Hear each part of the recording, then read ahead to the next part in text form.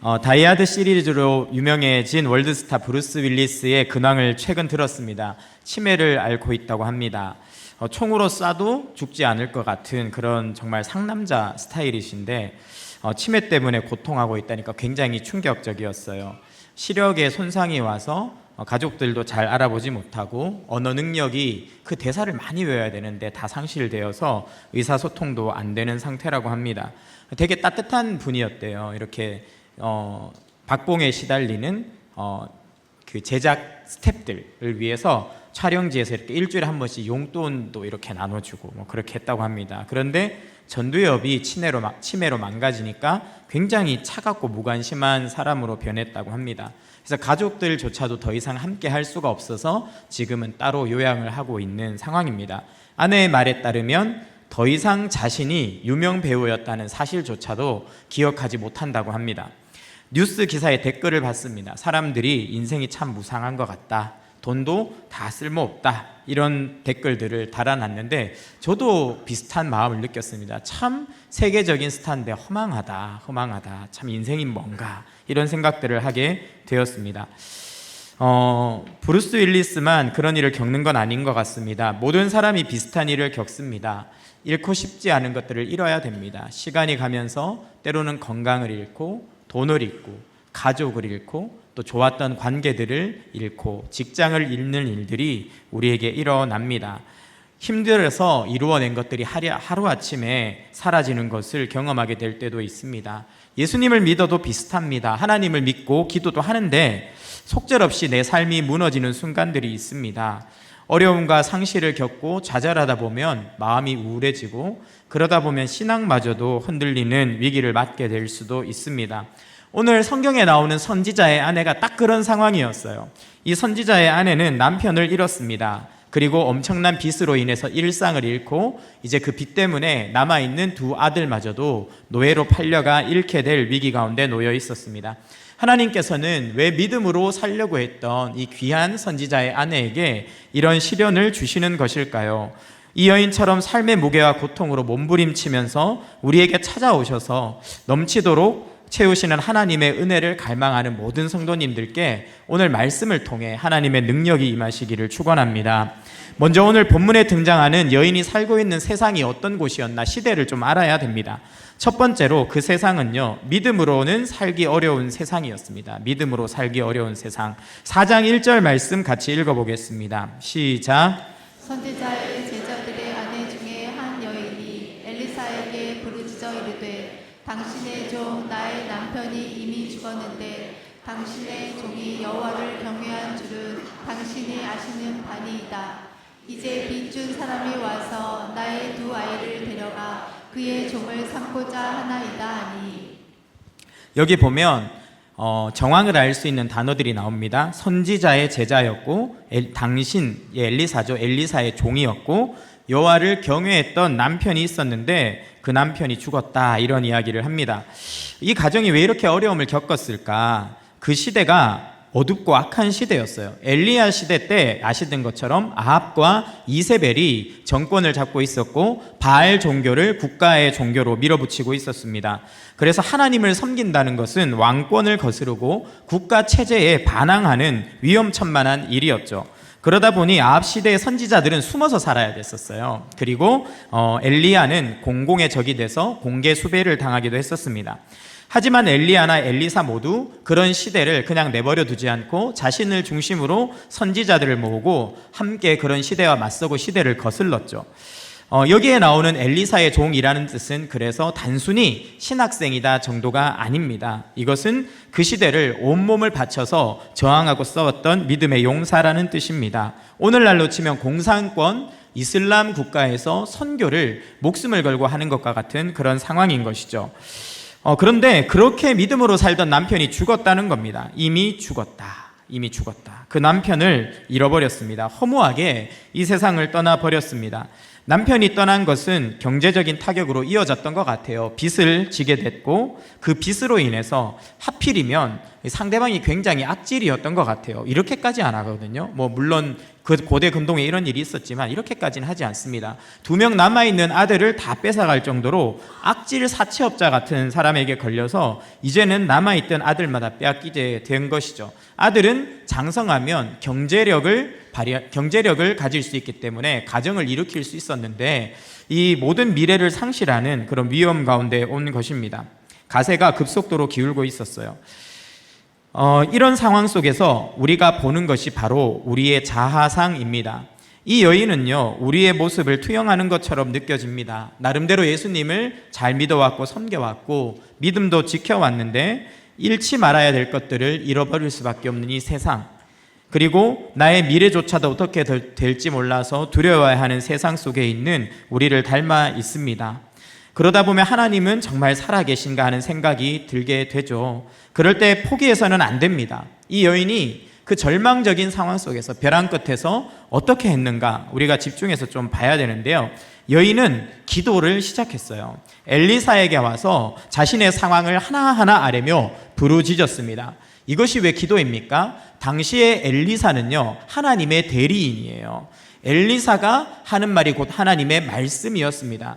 엘리사를 공격하면 하나님을 공격하는 것으로 간주되어서 징계가 임하기도 했던 시대입니다. 그런 한 나라를 대표하는 선지자에게 와서 자신의 상황을 알아고 울부짖는 것은요, 기도입니다. 기도. 이 여인은요, 그 절망적인 상황 속에서 포기하지 않고 부르짖으며 절규하며 자신의 상황을 공동체에 오픈하고 기도를 시작한 것이죠.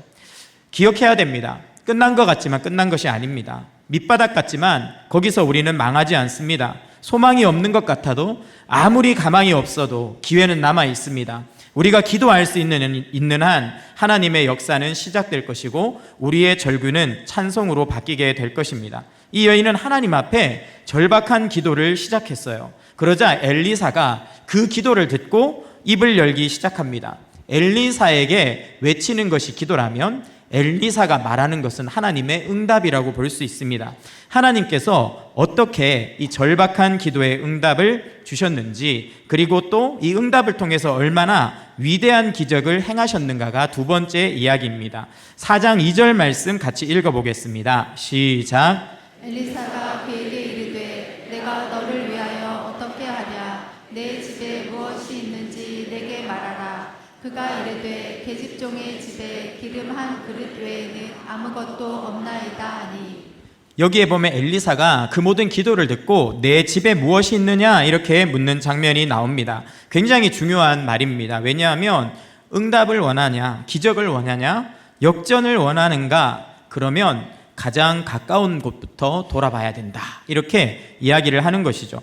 사실 좀 실망스러운 응답입니다. 집에 뭐가 있었으면 벌써 팔아서 빚 갚았겠죠. 없으니까 찾아온 건데 집에 뭐가 있냐고 물으니까 황당한 겁니다. 차라리 좀 이런 게 더 나이스하지 않나요? 부잣집 누구를 찾아가라, 문을 3번 두드리면 열릴 것이다, 뭐 이런 거.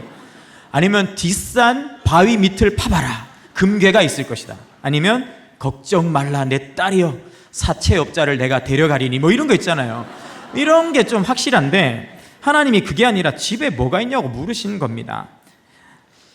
그런데요, 다 잃은 것 같은 이 여인에게 남은 것이 있었어요. 다 잃은 것 같지만 여전히 남은 것이 있습니다. 그것이 중요합니다. 아들도 다 잃게 생겼지만 기름 한 병이 남아 있는 거예요.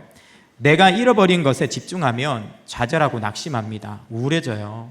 나는 왜 이렇게 불행한가, 이런 생각이 우리를 사로잡습니다. 그때 하나님은 우리에게 말씀하십니다. 잃어버린 거 말고 너한테 남아있는 게 있을걸? 그거 한번 다시 볼래?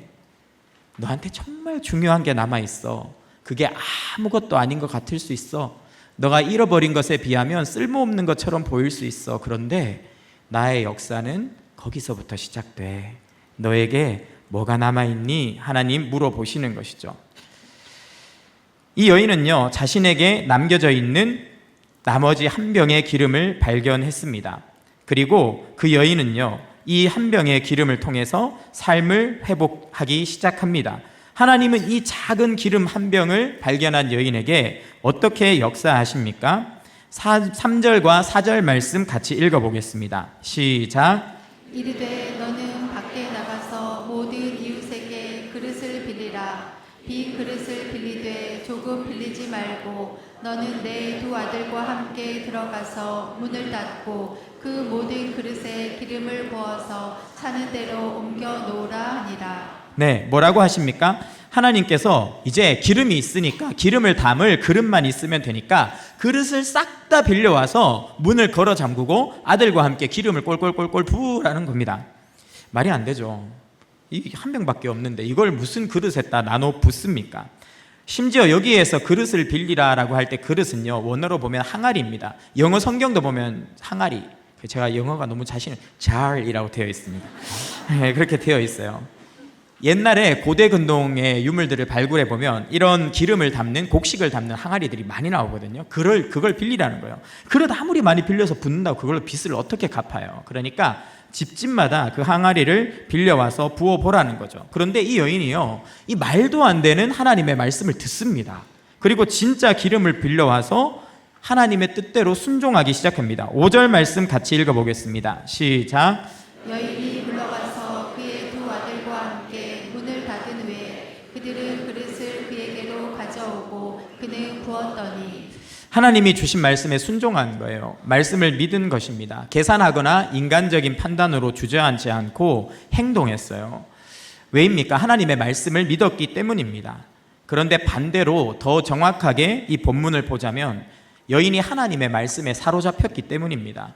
엘리사를 통해서 주신 하나님의 말씀이 이 여인의 마음을 사로잡았어요. 그리고 말씀에 사로잡히자 말도 되지 않는 하나님의 명령에 순종해서 행동을 하기 시작한 것입니다. 여인이 말씀을 붙들 것 같지만 반대입니다. 우리가 기도할 때, 하나님을 믿을 때, 하나님을 의지할 때 하나님은 우리를 말씀으로 붙잡아 주십니다. 그리고 그 하나님의 말씀에 붙들린 사람은요, 다시 움직입니다. 다시 일어섭니다. 순종을 시작하고 거기에서부터 역전이 시작되는 것이죠. 6절 말씀 읽어보겠습니다. 시작. 그릇에 다 찬지라. 여인이 아들에게 이르되 또 그릇을 내게로 가져오라 하니 아들이 이르되 다른 그릇이 없나이다 하니 기름이 곧 그쳤더라. 여인이 순종하니까 빈 항아리들이 다 채워졌다는 겁니다. 기적이 일어났다는 겁니다. 하나님의 말씀에 붙들려 순종하니까 역전이 일어났다고 성경은 이야기합니다. 내가 아무리 초라하더라도, 내가 가지고 있는 것이 없더라도, 내 상황이 아무리 절박하더라도 그것은 중요하지 않습니다. 어차피 내 능력, 내 지혜, 내가 가진 자원으로 인생의 파도를 넘을 수 없어요. 우리가 경험하는 인생의 파도들은 항상 내가 가진 것보다 크고 강하고 거칩니다. 그때 하나님의 말씀이 나를 사로잡습니다. 우리가 하나님 앞에 기도할 때 하나님이 우리를 붙들어 주십니다. 그러면요, 우리가 가지고 있는 가장 초라했던 일상이 기적의 현장으로 변화됩니다. 기적의 도구로 변화됩니다. 성경에 이런 이야기가 너무 많아요. 모세를 생각해 보십시오. 모세는 사람을 죽였어요. 그리고 도망했습니다. 왕자로서 모든 걸 잃어버렸어요. 제3세계 변두리에서 늙어가는 양치기가 되어버렸습니다. 그는 모든 소망을 잃고 미래도 없는 모습으로 그렇게 광야를 떠돌고 있었습니다. 그런데 하나님이 찾아오시고 말씀하시고 그를 말씀으로 붙드셨어요. 그의 손에 남아있는 것은 너무나 초라한 목자의 낡은 지팡이 하나였습니다. 하지만 모세가 하나님의 말씀에 붙들려 그 지팡이를 가지고 애굽의 군대 앞에 서고 세계 최고 강대국이었던 파로 앞에 설 때 그 나라가 모세의 지팡이 앞에, 그 너무나 보잘것없는 지팡이 앞에 무너져 내리는 것이죠. 기드온을 생각해 보십시오. 12만 13만이 되는 대군이 몰려왔습니다. 이길 수 있는 아무런 자원도 없었어요. 능력도 없었어요. 조금 모아놨는데 하나님이 다 돌려보내라는 겁니다. 하지만 하나님의 말씀에 사로잡혀서 다 돌려보냈어요. 아무것도 아닌 300의 용사가 13만 명의 대군을 녹여버립니다. 다윗을 생각해 보십시오. 골리앗이 40일 주야로 함성을 지르며 괴롭힐 때 이스라엘 군대에 그 어느 누구도 저항할 엄두를 내지 못했습니다. 그런데 다윗은요, 하나님께 미쳐 있었어요. 하나님께 붙들려 있었어요. 다윗은요, 저 악한 자와 내가 싸우겠다. 하나님의 영광을 모독하는 저자를 내버려 둘 수 없다. 나갔습니다. 그의 손에 대단한 무기가 있지 않았어요. 왕이 입혀준 거 거추장수가 다 내려놨습니다. 그냥 자기가 평소에 양을 칠 때 들고 다니던 물매 하나 가지고 나갔어요. 그리고 길바닥에 굴러다니는 돌 하나 주웠어요. 그리고 그걸 던졌습니다. 그런데 그 작은 돌덩이 하나에 골리앗의 머리가 박살나고 블레셋 군대가 무너졌죠. 우리가 가진 것이 작은 것이 문제가 아니에요. 우리의 일상은 늘 작습니다. 이 중에 뭐 재벌이 있습니까? 뭐 세계적인 막 석학 막 위대한 천재가 있습니까? 우리는 다 연약합니다. 우리는 다 부족합니다.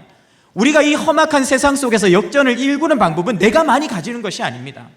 내가 하나님의 말씀에 붙들리는 것입니다. 내가 하나님의 손에 붙들리는 것입니다. 그때 이 세상이 우리의 작은 일상을 통해서 녹아지는 겁니다. 내 삶에 늘 반복되는 아무것도 아닌 것 같은 일상이요, 하나님의 손에 붙들리면 위대해지는 것이죠. 그것이 기적이고 그것이 하나님의 역사입니다. 나의 일상은 기적의 현장입니다. 나의 일상은 가장 소중한 하나님의 선물입니다. 이 일상이 하나님의 도구가 되도록 하나님의 말씀을 붙드시기를 축원합니다. 그러면 이 이야기가 이 시대를 사는 우리에게 어떤 의미를 가지고 있습니까? 소중한 것을 잃어버리고 가슴 아파하고 마음에 구멍이 나서 살아가는 우리에게 이 여인의 이야기는 무엇을 보여주고 있습니까? 세 번째입니다. 누구나 빈 그릇을 가지고 있다. 제가 이 여인을 묵상하면서 깨달은 사실이 이것입니다. 여기에 나오는 수많은 빈 그릇들은요, 여인의 자화상이에요. 열심히 살았어요. 열심히 믿었어요. 하나님을 위해서 헌신했어요. 그런데 집에는 먼지를 뒤집어 쓴 빈 그릇밖에 없습니다. 주님을 위해서 최선을 다해서 달려왔는데 손에 쥔 것은 아무것도 없는 초라한 빈 그릇 같은 여인의 모습, 그것이 어쩌면 우리의 모습이 아닐까요? 당시에 이 여인만 그랬던 것이 아니에요. 공동체에 이런 가난과 빈곤함이 가득했습니다. 하나님께서 옆집에 와서 선지자들에게 빈 그릇을 빌리라고 하니까 빈 그릇이 얼마나 많이 나오는지 뭐 텅텅 비었나 봐요. 이게 막 기름 팔아서, 올리브 기름이거든요. 그걸 팔아서 사채업자 빚 다 갚고 뒤에 보면 미래까지도 살 수 있을 거다. 엄청나게 많은 돈을 번 정도면 아마 어마어마한 항아리들이, 빈 항아리들이 나왔을 겁니다. 이게 당시의 선지자 공동체, 믿음의 공동체 가난을 보여줘요. 실제로 엘리사 사건 때, 엘리사 시대 때 있었던 이야기들을 보면 너무 가난해요. 선지자들이 얼마나 가난했냐면 먹을 게 없는 거예요. 훈련도 받고 사역도 했는데 먹을 게 없어서 국을 끓입니다. 그래서 우리가 옛날에 못 살던 때 막 나무 껍질 벗겼잖아요. 뭐 그런 것처럼, 저는 벗겨본 적은 없는데 하여튼 옛날에 막 이렇게 6.25 하고 나서 막 나무 껍질 벗겨 먹고 그랬대요. 그런데 비슷했어요. 나가가지고 그냥 산과 들에서 먹을 걸 구해오라는 거예요. 그래서 막 이것저것 주워와서 넣고 막 끓였어요. 그런데 그 중에 독초가 있었어요. 그래가지고 주여 죽게 되었나이다 해가지고 또 엘리사가 막 고쳐주고 그랬습니다. 이 누구한테 공사를 맡길 돈이 없으니까 자기들끼리 막 이제 학교를 짓는 거죠. 그러다가 이 재료가 없는 거예요. 뭐가 없어요?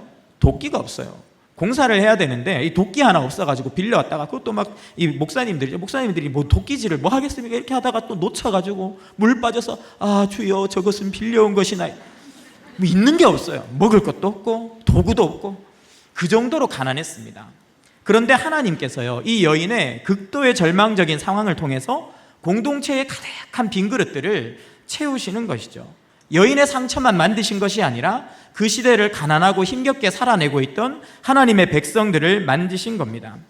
그리고 하나님께서 이 여인을요, 어떻게까지 책임지십니까? 7절 말씀입니다. 함께 읽어보겠습니다. 시작.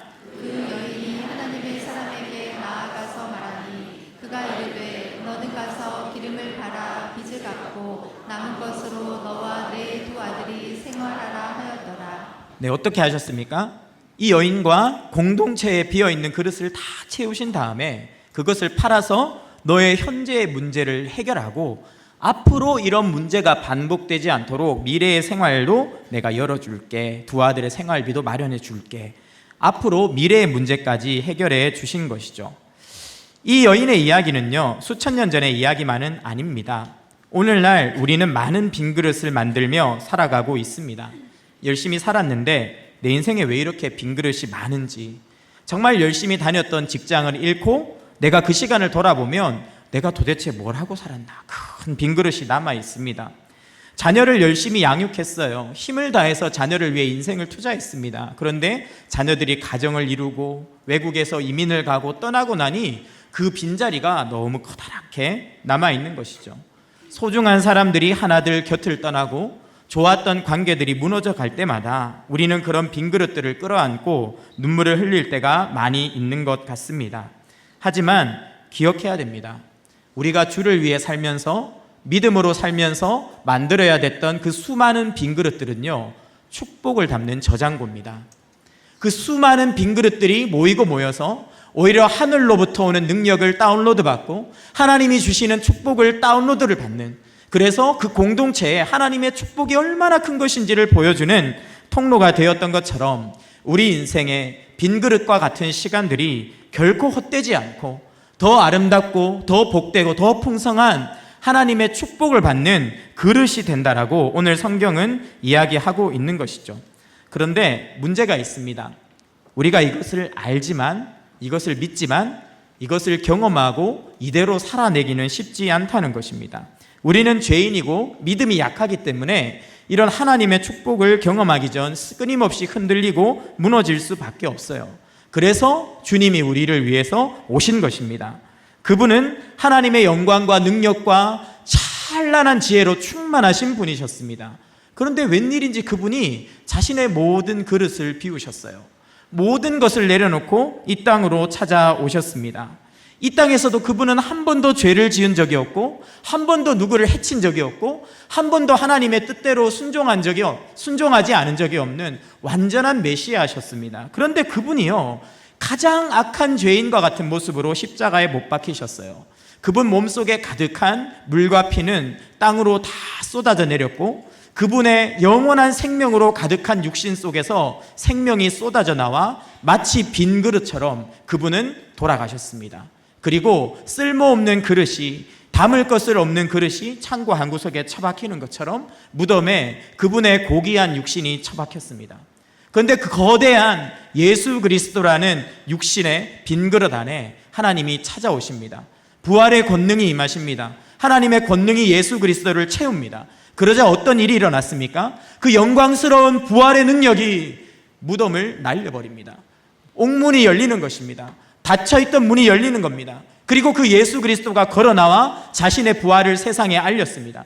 누구든지 나를 믿는 자는 영원히 멸망치 않고 영생을 얻는다는 구원의 진리를 그 부활을 통해서 확증하셨습니다. 우리가 그 예수 그리스도의 부활을 믿을 때 어떤 일이 일어납니까? 하나님으로부터 가득 체험을 받았던 그 예수 그리스도의 부활의 능력과 영광이 빈 그릇 같은 우리 인생에 흘러 들어오는 것입니다. 그것이 바로 성령님입니다.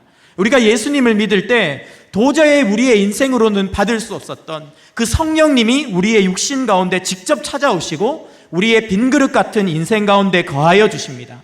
그러면 우리가 넘치는 능력으로, 우리의 힘으로 할 수 없지만 성령이 주시는 은혜와 감격으로 이제는 어떠한 상황 속에서도 기도를 멈추지 않고 하나님의 말씀에 붙들려 순종을 통해 역전을 일구어낼 수 있는 하나님의 일꾼들로 세워져 가는 것입니다. 저도 최근 이런 하나님의 능력을 개인적으로 경험할 일들이 있었습니다.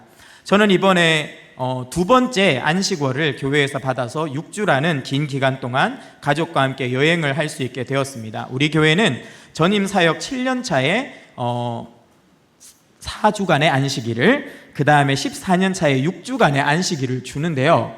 이게 쉬운 게 아니에요. 부교육자한테 이렇게 안식월 주는 교회 많지 않습니다. 그래서 정말 이렇게 안식월을 허락해 주신 목사님과 그리고 우리 장로님들, 성도님들께 감사를 드립니다. 서비스 멘트가 아니라 진짜 감사드리고요.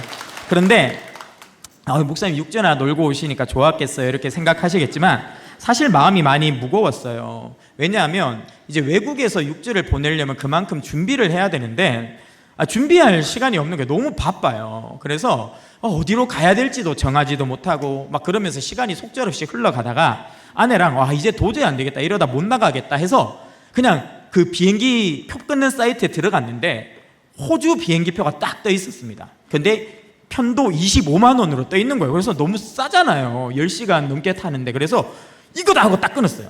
그래서 호주로 가게 됐습니다.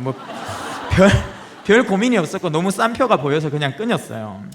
그리고 나서 이제 또 정신없이 여름 사역이 돌아가는 거죠. 저도 바쁘고 저희 아내도 이제 사역자니까 사역하고 성경학교 하고 총회에서 집필하고 막 강의 다니고 이러니까 준비를 할 시간이 없는 거예요. 그래서 이제 곧 비행기를 타야 되는데 준비해 놓은 거라고는 40일 가까이 되는 그 기간 중에 열흘간 숙소만 마련해 놓고 아무것도 준비가 안 돼 있었습니다. 무모하죠?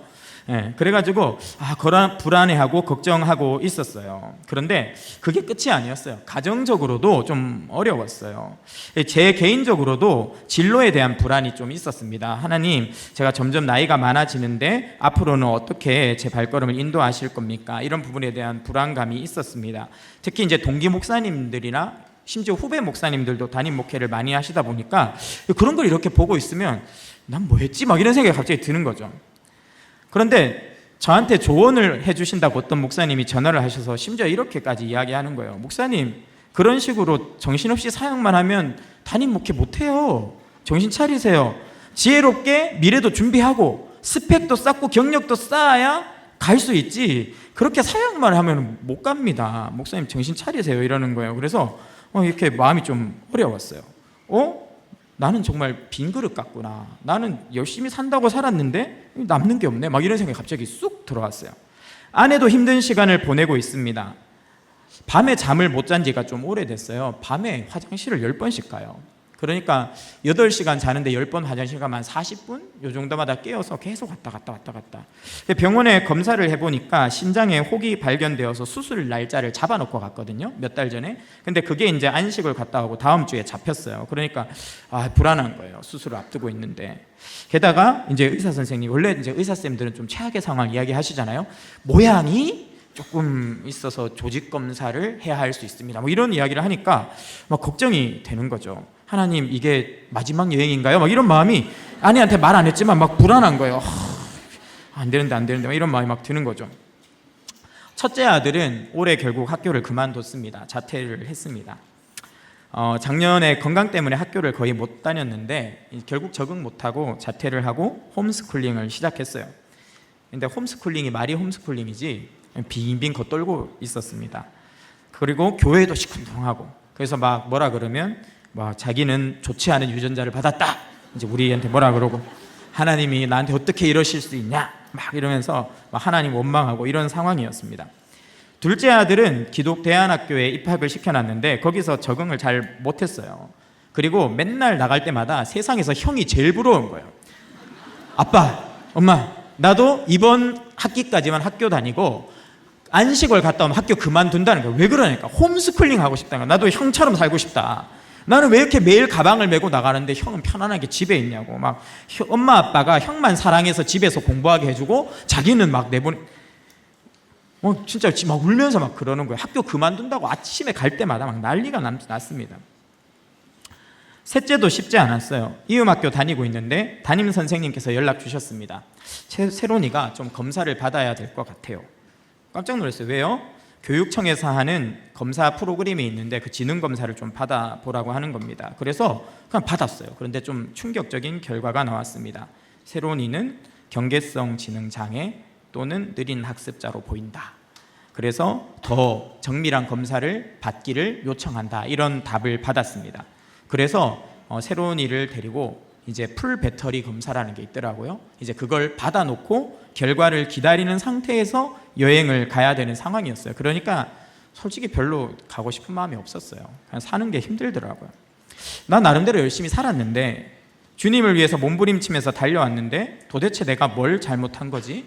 나는 가짜 목사인가? 그래서 벌을 받는 건가? 아내가 아픈 것도, 아이들에게 문제가 생기는 것도 다 제 책임처럼 느껴졌습니다. 그래서 그냥 나가고 싶지 않았어요. 돈도 없는데 그냥 우리나라에 있자. 근데 그냥 그렇게 덜컥 티켓팅을 해버리고 가게 된 거예요. 그런데 하나님께서요, 그런 저희 가정을 만지시기 시작했어요. 호주에 출발하기 전부터 하나님의 역사가 일어나기 시작했습니다. 저희가 열흘 정도는 티켓팅을 그 에어비앤비를 끊어뒀고요. 5명이니까 그 에어비앤비가 제일 나아요. 그래서 뒤에 이제 한 20일, 30일 숙소를 막 나름대로 잡는다. 그래도 숙소가 있어야 가잖아요. 막 잡았는데 문제가 계속 생기는 거예요. 우리 집이 공사가 하게 돼서 숙소를 빌려줄 수 없습니다. 호스트 연락 오고, 비가 새서 안 됩니다. 그래서 저희가 이제 돈이 없으니까 좀 싼 집 위주로 빌리니까 비가 셀 것 같긴 했어요. 그런데 하여튼 비가 진짜 샌다고 그러면서 잡아놓은 숙소가 계속 취소가 되는 거예요. 그래서 안 그래도 시간이 없는데 그 숙소 잡느라고 막 밤에 잠도 줄여가면서 겨우 잡고 잠들고 이런 다 취소되니까 너무 불안해서 어떻게 하지 하다가 우리 교회 계시다가 호주에 가 계시는 집사님이 생각이 났어요.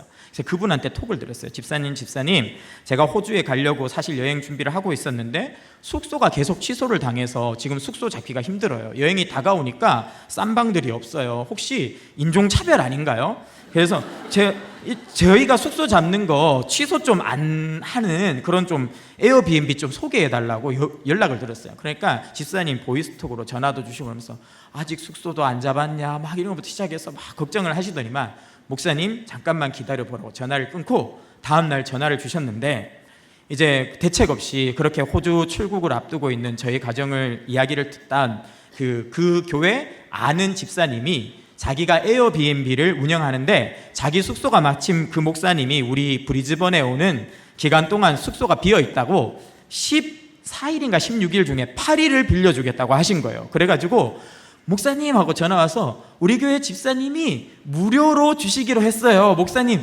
오세요. 걱정하지 마세요.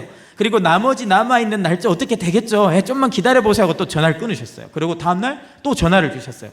목사님 너무 잘 됐어요. 우리 교회 근처에 이 브리즈번 성결교회가 있는데 거기 게스트하우스가 마침 남아있는 날짜 동안 비어있는데 목사님 쓰래요. 그래가지고 이 여행을 가기 전에 이미 브리즈번에서 10여일 동안 일정의 숙소가 딱 이렇게 하나님께서 주셔서 제공을 받게 됐어요. 그러니까 마음이 한결 가벼웠어요.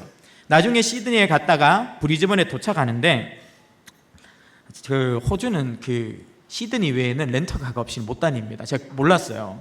미국이나 이런 데 차 없으면 못 다닌다고 들었는데 똑같더라고요. 모르고 렌터카도 없이 가고 그 다음에 이게 급하게 막 비행기 티켓팅을 하다 보니까 비행기도 잘못 끊은 거예요. 브리즈번 공항 걸 끊어야 되는데 비슷한 데 있길래 골드코스트 걸 끊었어요. 근데 이게 아니더라고요. 이 땅덩이가 커가지고 그리고 거기는 대중교통도 아예 없다고. 그래서 목사님 어느 공항으로 오니까 골드코스트로 온다니까 집사님이 답답하셨는지 제발 다음에 올 때는 자기한테 이야기 좀 하고 오라고 다음에 꼭 상의하고 오라더니만 또 난리가 나서 렌트카는 빌렸냐길래 렌트카 없다 막 그러니까 잠깐만 기다려보라 하더니만 또 연락이 왔어요. 목사님의 딱한 사정을 듣고 우리 교회 렌트카 사업하시는 집사님이 차를 주셨다는 거예요. 그래가지고 패밀리카 있잖아요. 이거 막 이렇게 8명 하면 그거 패밀리카를 주셔가지고 내일 키를 가지고 거긴 대중교통도 없는 데니까 모시러 가겠다 해서 저희가 막 헐레벌떡 내렸는데 딱 차가 와 있는 거예요. 그래서 집사님이 모셔다 주셨어요. 그래서 그곳에서 너무나 행복하게 그분들하고 막 낚시도 다니고 같이 막 이 피크닉도 하고 막 이러면서 잘 보냈어요. 그러다 이제 다음으로 가야 될 때가 케언즈인데 지금 정말 대책 없어 보일 수 있는데 죄송합니다. 케언즈도 숙소가 좀 대책이 없는 상황이었어요. 그래서 이건 또 어떡하나 이것도 어떡하나 이렇게 하고 있다가 저 도와주신 분들 너무 고맙잖아요. 이게 생면부지의 분들인데 막 집도 내주고 막 밥도 사주고 이런 분들 너무 많아가지고 그분들 다 모였어요 한 자리에. 그래가지고 제가 이제 스테이크를 쌌습니다. 스테이크. 근데 비싼 스테이크는 아니고 그 카지노에서 운영하는 스테이크는 싸더라고요. 열심히 고기 먹고 땡기라고 거의 원가에 막 줘서 스테이크 하나에 12,000원? 이 정도 해서 거기 식구들하고 다 왔는데 이제 아내랑 마음 먹고 스테이크를 딱 쌌어요. 그리고 막 행복한 시간을 보내고 있는데 갑자기 누가 지나가는데 그 교회 담임 목사님도 식사가 있어 오신 거예요. 그러면서 막 이야기를 하다가 목사님 다음에는 어디로 가세요? 하니까 제가 케언즈 가는데요. 이러니까 우리 교회 케언즈에 에어비앤비 하시는 분이 있는데 이러시는 거예요. 그래서 제가 마음에 막 이렇게 희망의 빛이 막 올라오는 근데 또 너무 이렇게 좀 없어 보이잖아. 이러면 없어 보이니까 네 이러고 지나갔어요. 그래서 그 목사님이 이렇게 돌아서 가셨어요. 그리고 그 주에 그 교회 가서 예배를 드리고 이제 목사님이 이렇게 서 계시고 성도들이 쭉 서서 악수하면서 지나가잖아요. 그래서 저도 이제 목사님한테 목사님 그동안 감사했습니다 인사드리고 악수를 하는데 그 목사님이 우리 케언즈 집사님하고 소개시켜서 집 줘야 되는데 이러길래 마음만 해도 마음은 할렐루야였지만 입으로는 마음만 해도 감사합니다 이렇게 염치가 없어가지고 그냥 돌아서서 가는데 갑자기 목사님이 저를 확 잡아 당기는 거예요. 그래서 이러니까 목사님 뒤에 있는 이분이 그 집 주인이라는 거예요. 그래서 빨리 둘이 악수하라는 거예요. 그래서 얼떨결에 악수를 했어요. 그러니까 목사님이 빨리 절로 가가지고 목사님한테 집 주라는 거예요. 그래가지고 그분이 가서 목사님 케언즈 가세요? 네. 저희 집이 비어 있어요. 제가 원래 케언즈 살다가 여기로 이사를 왔는데 그 집이 비어 있으니까 전체 일정 다 우리 집에 있으라는 거예요. 그래가지고 그 다음 날 비행기 타고 케언즈로 가서 그 집에 도착했어요. 밤 11시에. 밤 비행기 타고 왔거든요. 이 좀 늦은 비행기 4시간 넘게 이렇게 가가지고 케언즈 도착했어요. 제가 주차를 하는 동안 아이들이 문을 열고 집에 들어갔는데 우와 막 이러는 거예요. 제가 바퀴벌레가 나왔나? 이렇게 생각을 했어요. 호주 바퀴벌레가 이만해요. 그래서 비명을 막 지르길래 뭔 일이 터졌나 보다 했는데 딱 들어갔는데 애들이 아빠 거실이 3개야 이러는 거예요. 집에 거실이 3개인 거예요. 사진 한번 보여주시겠습니까? 1번 거실입니다. 1번 거실. 1번 거실이고요. 지금 밤 11시에 너무 힘들어가지고 야 그래도 하나님의 은혜로 좋은 숙소 왔는데 사진 찍자 해서 도착했을 때 도착샷 찍은 거예요. 저 1번 거실, 저 반대편에 2번 거실, 위에 2층에 3번 거실 있고 침실이 6개 있었습니다. 그래서 애들이 와 너무 좋다, 와 이런 집 처음 와본다 막 이러면서 애들이 막 아빠 거실이 우리 집만 해 막 이랬어요. 근데 거의 사실이에요. 거의 사실이에요. 그래가지고 와 막 이러면 있는데 애들이 갑자기 또 베란다 문을 열고 나가서 우와 이러는 거예요. 그래서 왜 하니까 수영장이 있어 이러는 거예요. 다음 사진이 수영장이 있더라고요. 그래가지고 여기서 막 묵었어요. 근데 여기 갈 때도 렌트카를 3일만 빌리고, 왜냐하면 공항에서 나가는 렌트카가 비싸가지고 나머지는 밖에서 타는 렌트카로 2번에 나눠서 끊었는데 뭔 일인지 이번에 그런 일이 많았어요. 그 렌트카가 날라갔어요. 그래가지고 이제 저 케언즈에서 움직일 수 있는 방법이 없어서 굉장히 고민하면서 막 렌트카 회사에 메일을 보냈는데 3일이 지나도 답이 없고 4일이 우리나라 같으면 난리 나잖아요. 근데 답을 안 해. 보지도 않아. 한 4일이 그냥 지나간 거예요. 다음 날 되면 차가 없는데. 그래서 그날 이제 우리가 마지막 차를 쓸 수 있는 날, 그래도 있는 차를 끝까지 타자. 그래서 밤에 야시장을 갔어요. 그래서 야시장에서 이 가게 저 가게를 들어가다가 우연히 한국분을 만났어요. 그분이 야시장에서 이제 기념품 판매를 하는 분이었어요. 이야기를 막 나누다 보니까 또 권사님이에요. 이렇게 우리가 들어보면 알잖아요. 뭐 감사, 뭐 은혜 이런 말 하길래 교회 다니시냐니까 예, 권사예요 이러는 거예요. 케언즈 장로교회 권사님이셨어요. 그래서 그래요 권사님, 제가 이번 주일에 예배를 드리고 싶은데 권사님 교회로 가면 어떨까요? 이러니까 권사님이 근데 우리 교회에 목사님이 없어요 이러는 거예요. 그래서 왜 목사님이 없어요 하니까 케언즈가 코로나 때 거의 관광 도시다 보니까 관광이 안 되면서 성도들이 다 이사 갔대요. 그래서 200명 넘는 교회에 20명 정도밖에 안 남아 있다. 그래서 목사님을 못 모신 지 5년이 됐다 이러는 거예요. 그래서 제가 해외 가면 웬만하면 제 그 직업을 밝히지 않습니다. 밝혀서 별로 이렇게 좋을 것이 없어요. 행동에 제약이 너무 많아가지고 항상 뭐 하시냐 그러면 뭐 합니다 그냥 이렇게 말하고 넘어가거든요. 근데 제가 처음으로 밝혔어요. 권사님, 제가 사실 목사고 안식월을 맞아서 왔는데 어떻게 5년 동안 목사도 없이 예배를 드렸냐. 제가 주일에 가서 한번 설교를 섬기겠다. 사례비 필요 없다. 그냥 제 마음에 안타까운 마음이 있어서 그러니까 설교하러 가겠다 하니까 권사님이 막 전화 돌리더니만 그날 이제 장로님 저희 숙소로 찾아오시고 그래서 막 이야기하다가 이상한 사람 아니구나 하고 이제 돌아가셨어요. 그래서 주일에 설교하러 오라고 해서 갔어요. 그래서 주일에 설교를 섬긴 거예요. 근데 이분들이 5년 동안 동영상으로만 목사님들 설교, 이 목사님 돌아오면서 보다가 사람을 처음 본 거예요. 사람 목사를 5년 만에. 이분이 너무 막 좋아하시는 거예요. 그래가지고 막 같이 교제도 하고 막 밥도 먹고 이러는데 뭐 제가 이제 도움을 좀 요청했어요. 그 집사님, 제가 사실 내일 렌터카가 이렇게 돼서 회사에 찾아가려고 하는데 제가 영어가 안 된다. 그래가지고 한 분만 저 좀 따라가 주셔가지고 옆에서 제 사정을 좀 이야기해 줘라. 그래서 남자 한 분이 저랑 같이 갔어요. 그래가지고 막 이야기를 하는데 이제 딱 잡았다는 거예요. 어떠한 기록도 남아있지 않고 예약 기록이 없다는 거예요. 그리고 지금 내줄 수 있는 차도 없다. 최소 하루는 지나야 차가 생긴다. 이러니까 어떻게 해야 될지 모르겠는데 옆에서 통역해 주시던 분이 가만히 있다가 저 목사님, 저희 집에 차가 2대거든요 이러는 내가 갑자기 차키를 하나 이렇게 빼셔가지고 얼마 전에 이 차 올 수리를 했는데 이거 왜 고쳤나 싶었더니만 하나님이 목사님 주라고 고치게 한 것 같다고 이거 차 가져가라고 차 키를 주는 거예요. 그래서 타고 다니고. 그러니까 우리 애들이 너무 신기해하는 거예요. 하나도 집이 없는데 멀쩡한 집이 계속 생겨요. 차가 없는데 차가 계속 생겨요. 그러니까 애들이 좀 신기하다. 어떻게 이런 일이 있지? 먹는 것도 간증이 너무 많아요. 먹는 것도 외국 가면 한식이 비쌉니다. 떡볶이 2만 원 합니다. 그래가지고 한식이 너무 먹고 싶은데 비싸가지고 못 먹는 거예요. 근데 이제 한식 먹고 싶다 이러는데 첫 번째 예배 드리러 갔던 교회에서 멘트를 들었는데 너무 기뻤어요. 오늘은 창립 20주년입니다. 오늘 예배 후에는 성도를 위한 뷔페가, 한식 뷔페가 준비되어 있습니다. 막 먹었어요. 우와, 막 김치 먹어야 돼. 뷔페. 그 다음 주에 또 다른 교회 갔어요.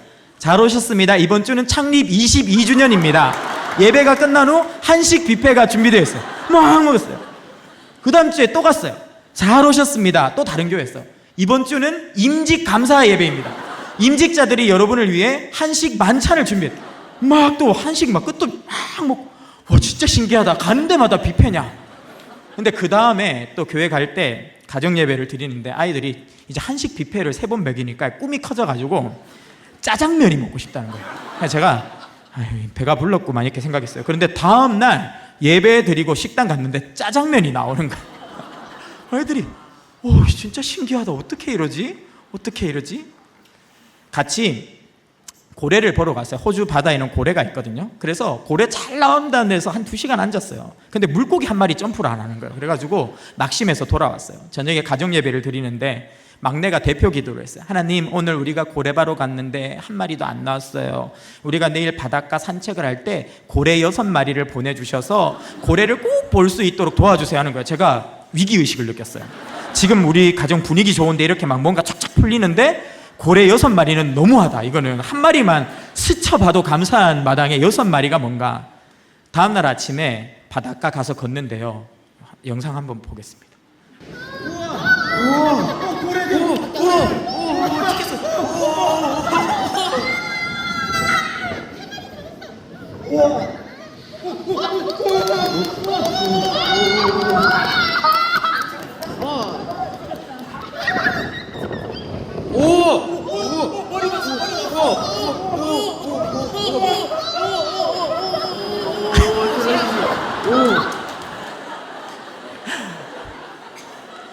여섯 마리 나왔어요.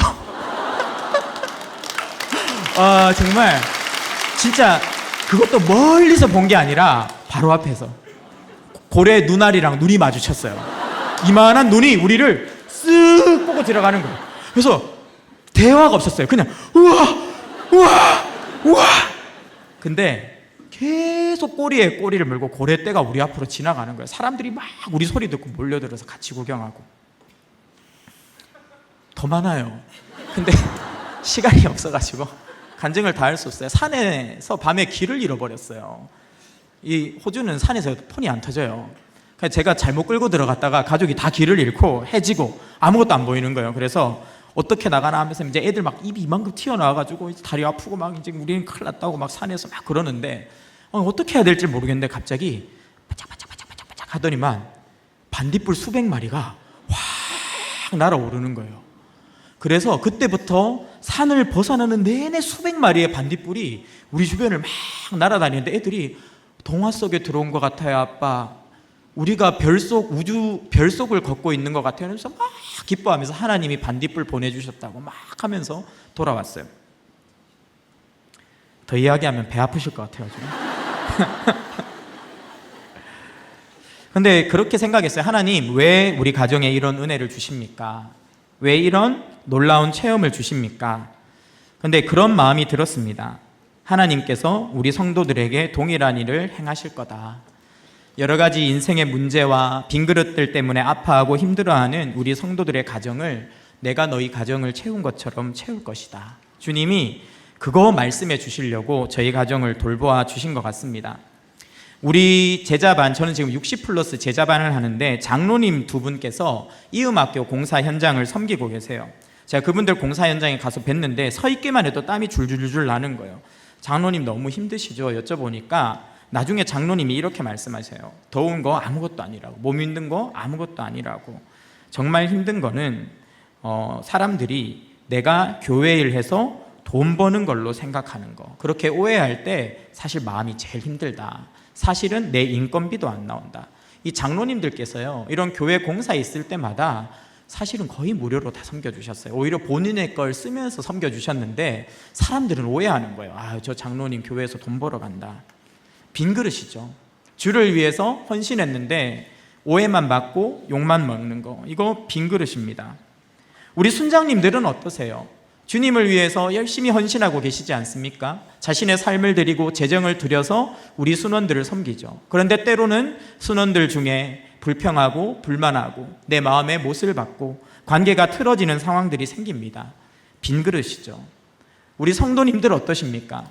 나름대로는 최선을 다해서 살아왔는데 내 인생에 수많은 빈 그릇이 나를 짓누르는 것 같을 때가 있습니다. 그런데요, 걱정하지 마십시오. 하나님이 그 모든 빈 그릇들을 축복으로 채우실 것입니다. 그리고 여러분들의 빈 그릇을 채우시면서 더 많은 사람을 살릴 것입니다. 지금 이음센터에서 그런 일이 일어나고 있어요. 우리 성도님들께서 이음센터를 위해서 한평원금을 하시고 어려운 가운데서 다 섬겨주고 계십니다. 한평원금을 하신 분들을 제가 만나보면 그런 분들 중에서는요, 건강이 지금 경각에 달해 있는 분도 계시고 사업이 기울어 가는 분도 계시고 심지어 재정적으로 너무 어려운데 저는 대출을 받아서 하나님께 드렸습니다. 이런 분도 제가 만났습니다. 인생에 엄청난 빈 그릇들을 만드신 것이죠. 근데 그게 헛되지 않았어요.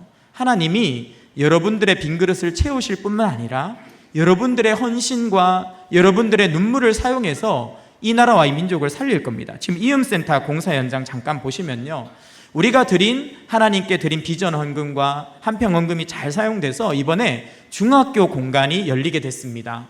우리 학교가 정말 앞으로 설 수 있을까? 정말 미약하게 시작했는데 저렇게 중학교 교실들이 마련되고, 이 다음 사진을 보시면 이제 교실입니다. 아이들이 들어가는 좋은 교실들 1, 2, 3학년 교실이 마련됐고, 저 교실은 주일에는요 또 우리 어른들을 위한 영상 예배 공간으로 제공됩니다. 아이들을 미준팀에 바래다 주시고 이쪽으로 넘어오는데 이미 늦으셔서 이렇게 본당에는 못 들어가고 이런 상황이 있을 때 저 중등부 교실이 있는 곳에서 영상 예배를 드릴 수 있도록 준비를 하고 있습니다. 뿐만이 아닙니다. 우리 다음 세대가 이음센터에서 점점 성장했어요. 그래서 이번 여름 사역에 보니까 주일 출석보다도 더 많은 아이들이 여름 사역에 참여하고, 어떤 부서는 이미 예배실이 너무 좁아져서 고통을 겪고 있었습니다. 하나님이 복 주신 것이죠. 그런데 이번에 이렇게 이음센터 공사가 들어가면서 소년부 예배실을 새롭게 마련했습니다. 사진을 보시면 제일 좋아요. 모든 부서 예배실 중에 제일 좋아요. 아마 쟁탈절이 벌어지지 않을까 이런 생각이 드는데, 저렇게 좋은 소년부 예배실이 마련되었고, 기존의 소년부 아이들이 쓰던 구 예배실이 되겠죠. 거기는 우리 교회 캄보디아 예배와 그 다음에 탈북민들이 예배드리는 통일선교부 예배가 이제 주일에 거기서 드려지게 됐습니다. 아마 선교사역에 큰 부흥이 일어날 것 같아요. 8층에는 공용 사무실이 있습니다. 거기에서 이웃사랑 사역, 선교 사역, 전도 사역, 그리고 또 수많은 우리 문화 사역이나 교육 사역들이 그곳을 중심으로 일어나면서 그 주변에 또 소그룹실을 여러 개 이인우 목사님께서 꼭 만들어 달라 이렇게 주문하셔서 소그룹실이 준비됐습니다. 다락방 교제도 나누고 훈련 교제도 나눌 수 있는 공간들이 많이 마련됐습니다. 앞으로 우리가 하나님께 드린 이음센터를 통해서 더 사랑의 교회가 가르치고 치유하고 전파하는 하나님 사역의 허브로 더 힘있게, 그래서 우리 교회가 우리 성도들만 살아나는 것이 아니라 지역사회를 살리는 통로로 쓰임받게 될 줄 믿습니다. 말씀을 정리하도록 하겠습니다. 이 세상은 믿음으로 살더라도 소중한 것을 잃어버릴 수밖에 없는 타락한 곳입니다. 고장난 곳이기 때문입니다. 모든 것을 잃어버리고 울부짖는 여인의 모습은 우리의 모습과 같습니다. 우리 인생을 돌아보면 늘 빈그릇만 가득한 것처럼 후회될 때가 한두 번이 아닙니다. 하지만 그 빈그릇은 하나님이 복을 부어주실 축복의 통로입니다. 우리가 기도하고 하나님의 말씀을 붙들 때 하나님은 우리를 채우실 뿐 아니라 우리를 통해서 비어있는 수많은 인생들을 채우실 것입니다. 그리고 하나님의 영광을 드러내실 것입니다. 더 열심히 빈그릇을 만드십시오. 주를 위해서 더 열심히 헌신하시고 주를 위해서 더 많이 비워내십시오. 그 비워내는 만큼 더 위대한 하나님의 능력을 체험할 줄 믿습니다. 이 시간 함께 찬양하면서 기도하겠습니다. 나의 기도하는 것보다. 안식월을 다녀왔는데 하나님 많이 은혜 주셨어요. 저희 아내도 수술을 했는데 다행히 조직 검사도 안 해도 되는, 그래서 수술로 잘 마무리가 됐고, 둘째는 학교를 다시 갔습니다. 그래도 가서 좀 이렇게 은혜를 받으니까 다시 다니더라고요. 그리고 셋째 세론이도 검사 결과를 받았는데 이렇게 아주 위험하진 않다, 괜찮다, 앞으로 잘 지켜보자, 이 정도로 마무리가 됐습니다. 저희 가정에 주신 은혜, 하나님께서 우리가 찬양하는 것처럼 간구할 때 넘치도록 능히 주실 것을 신뢰하며 우리 같이 한 목소리로 찬양하겠습니다.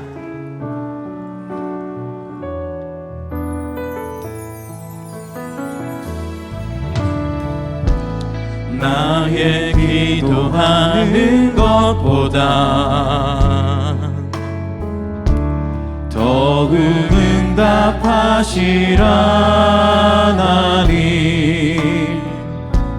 나의 생각하는 것보다 더욱 이루시는 하나님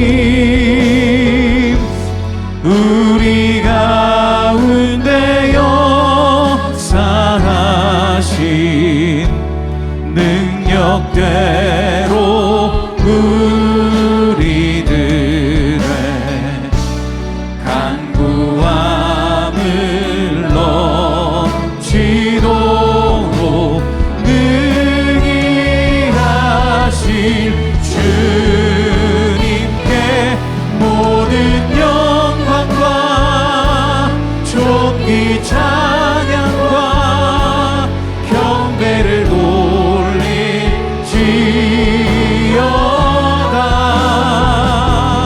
모든 영광과 존귀 찬양과 경배를 돌릴지어다.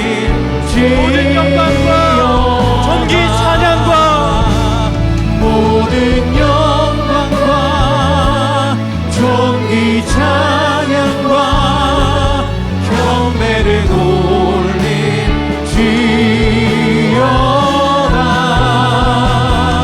모든 영광과 존귀 찬양과 경배를 돌릴지어다.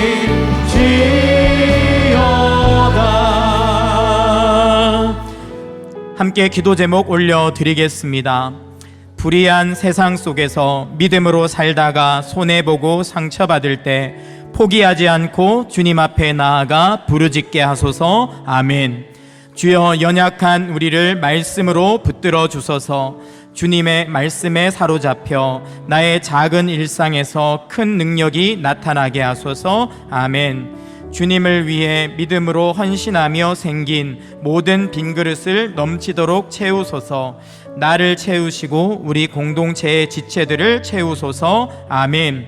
이음센터의 모든 공사를 순적하게 하시고 이곳에서 진행되는 사역을 통해 다음 세대 선도와 선교, 이웃사랑, 문화와 교육사역 등의 큰 부흥이 일어나게 하소서. 아멘. 이 시간 함께 기도하겠습니다.